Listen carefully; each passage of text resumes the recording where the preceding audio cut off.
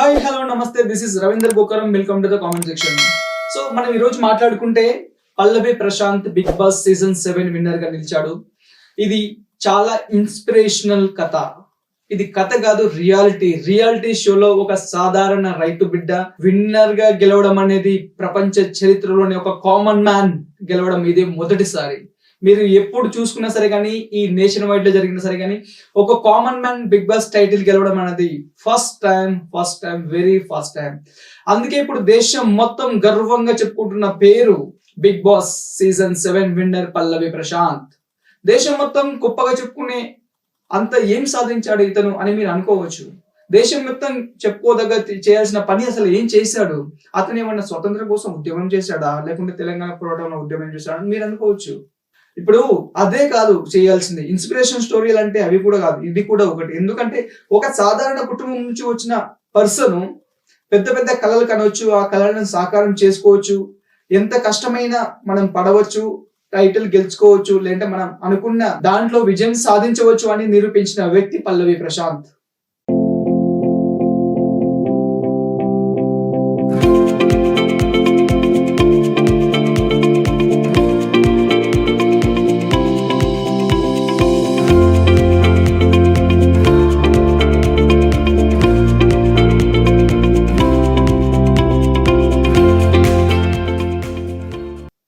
So ఇప్పుడు deep గా మనం పల్లవి ప్రశాంత్ జర్నీ చూసుకుంటే, పల్లవి ప్రశాంత్ ఒక సాధారణ రైతు కుటుంబంలోని వ్యక్తి. అతను బిగ్ బాస్ కు వెళ్ళాలి అని ఒక కోరిక కలిగింది. దానికోసం రాత్రింబవళ్ళు కష్టపడ్డాడు. బిగ్ బాస్ అన్నపూర్ణ స్టూడియో చుట్టూ చాలా సార్లు తిరిగాడు, గేటు బయట చాలా సార్లు వెయిట్ చేశాడు. ఎట్లో వాళ్ళగా బిగ్ బాస్ లోకి అడుగుపెట్టాడు. యాజ్ ఏ వ్యూవర్ గా, యాజ్ ఏ ఆడియన్స్ గా ఫస్ట్ టైం మనం ప్రీవియస్ వీడియోలో కూడా ఒకసారి చూసుకుంటే అందులో కనిపించాడు. సో అతని కోరిక చాలా బలంగా ఉండడం వల్ల అతనికి తెలిసిన కాంటాక్ట్స్ లో కొందరిని కలుసుకొని, ఇతనికి ఇంత కోరిక ఉంది వెళ్ళాలని, దయచేసి ఇతని బిగ్ బాస్ హౌస్ లోకి సాధారణ ఒక కంటెస్టెంట్ కేటగిరీలో ఇతని లోపలికి పంపిస్తారంటే అతను గ్రేట్ఫుల్ గా ఫీల్ అవుతాడని చెప్పేసి తెలిసిన కొన్ని కాంటాక్ట్స్ లోంచి ఆ అవకాశం సాధించాడు. అవకాశం సాధించిన విషయం అనేది చాలా చాలా చాలా గొప్ప విషయం అని. ఎందుకంటే బిగ్ బాస్ హౌస్ లోకి రావడం అనేదే తన కోరిక. సో అది కాకుండా తన మొదటి కోరిక అనేది నిలబెట్టుకున్నాడు. దాని తర్వాత బిగ్ బాస్ టైటిల్ కొట్టడం అనేది మైండ్ బ్లోయింగ్ థింగ్ అది. ఎందుకంటే యాజ్ ఏ కంటెస్టెంట్ గా ఒక సాధారణ వ్యక్తి లోపలికి వెళ్ళడమే గగనం ఈ రోజుల్లో. సో కొన్ని రోజుల నుంచి, లేదంటే మన సీజన్ లో కూడా సాధారణ వ్యక్తి కూడా లోపలికి ఎంటర్ అవ్వాలని ఒక కాన్సెప్ట్ బెటర్, చాలా మంచి ఐడియా. కాకపోతే అంటే ఇప్పుడు జరిగిన సీజన్ 6 లో అన్నిట్లుగా ఒక సెలబ్రిటీ మాత్రమే విన్ అయ్యాడు.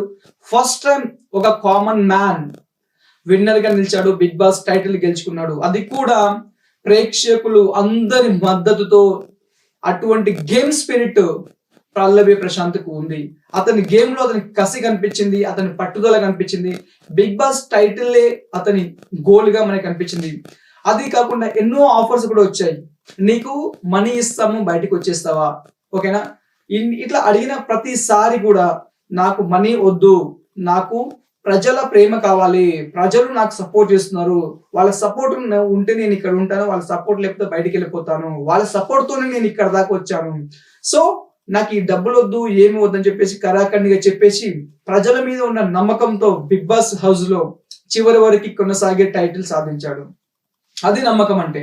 ఏదైనా ఒక వ్యక్తికి తన జీవితంలో సాధించాల్సిన గోల్స్ గురించి అటువంటి నమ్మకం ఉండాలి, తన పైన తనకు నమ్మకం ఉండాలి, తను చేసే కష్టం పైన నమ్మకం ఉంచి అతను పని చేస్తాడంటే ఖచ్చితంగా విజయం సాధిస్తాడు పల్లవి ప్రశాంత్ లాగా.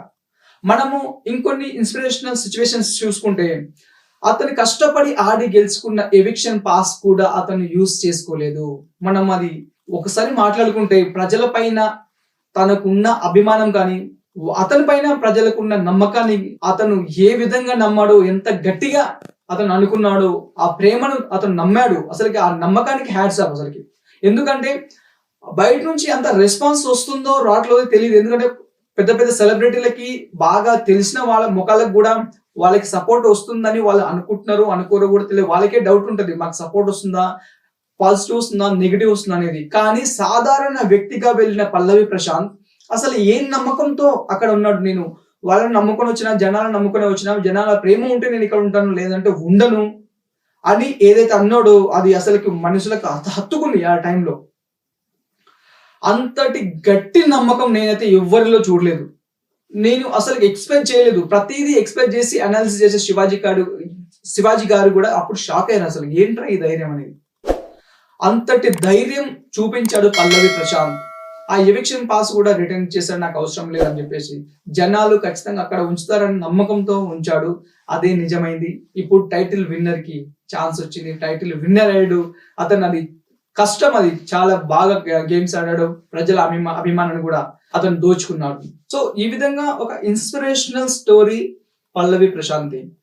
తను ఎంతో కష్టపడి ఆడి గెలిచి ప్రతి ఆటలో తన మార్కును చూపించుకొని ఎక్కడ నెగ్లెక్ట్ చేయకుండా ఫస్ట్ 2 వీక్స్లలో లేకుంటే ఫస్ట్ హాఫ్లలో కొంచెం అటు ఇటు అయిన లవ్ ట్రాక్ తను నడిపినా సరే కానీ అది కరెక్ట్ కాదని తెలుసుకొని రియలైజ్ అయ్యి ఎప్పుడైతే శివాజీ ఎంటర్ అయ్యాడో పల్లవి ప్రశాంత్ గేమ్ లోకి, అప్పుడు తనని కరెక్ట్ వేలో మోటివేట్ చేస్తూ కరెక్ట్ వేలో నడిపిస్తూ బిగ్ బాస్ టైటిల్ విన్నర్ అయ్యేంత వరకు కృషి చేసిన ఒక మహానుభావుడు మన శివాజీ.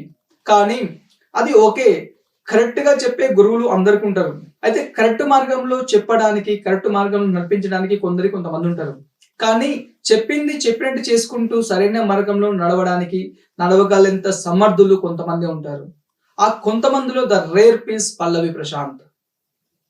సో శివాజీ చెప్పినట్టు అతని లిమిట్స్ లోనే అతను ఉండి తన ఆట మీద మాత్రమే కాన్సన్ట్రేట్ చేసి ఎవరు ఎటువంటి ప్రలోభాలు చేసినా సరే కానీ, ఎవరు తను డివియేట్ చేయాలని అనుకున్నా సరే కానీ వాళ్ళందరినీ పట్టించుకోకుండా తన గేమ్ మాత్రమే తన గోల్ అని చెప్పేసి వాటిపైనే కాన్సన్ట్రేట్ చేసి తన పక్కాగా ప్రతి గేమ్ లోనే తన టాలెంట్ చూపించుకుంటూ తన మార్కును చూపించుకుంటూ ముందుకు దూసుకు వెళ్ళాడు మన ప్రశాంత్.